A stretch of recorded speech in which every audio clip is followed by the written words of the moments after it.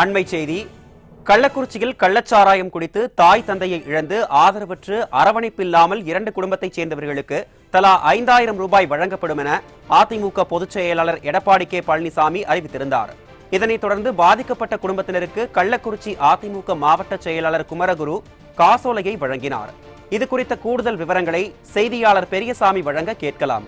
வணக்கம் பெரியசாமி, இது தொடர்பான முழு விவரங்களை நீங்க பதிவு பண்ணலாம்.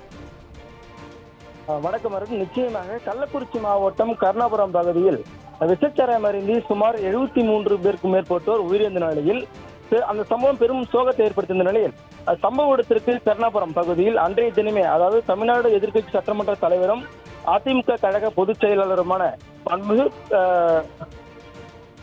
கழக பொதுச் செயலாளர் எடப்பாடி பழனிசாமி அவர்கள் நேரில் சென்று பாதிக்கப்பட்ட குடும்பத்தினரை ஆறுதல் கூறியதோடு உயிரிழந்தவர்களின் உடலுக்கு மாலை அணிவித்து மரியாதை செலுத்தியதோடு மட்டுமில்லாமல் தாய் தந்தை இழந்து பரிதவிக்கும் பிள்ளைகளுக்கு மாதம் அதிமுக சார்பில் கல்வித்தொகை மற்றும் ஏற்றுக்கொள்ளப்படும் என அறிவித்திருந்தார்.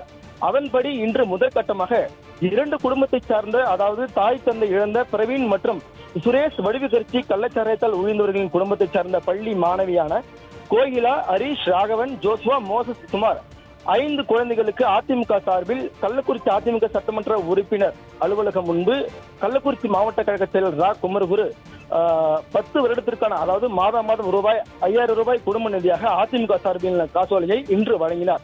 இந்த நிகழ்வில் கள்ளக்குறிச்சி அதிமுக சட்டமன்ற உறுப்பினர் மா செந்தில்குமார் மற்றும் பிற அணி மாவட்ட செயலாளர்கள், நகர செயலாளர்கள் மற்றும் வார்டு கவுன்சிலர் உட்பட அதிமுக கழக நிர்வாகிகள், பொதுமக்கள் என ஏராளமானோர் உடன் இருந்தனர். அருண்,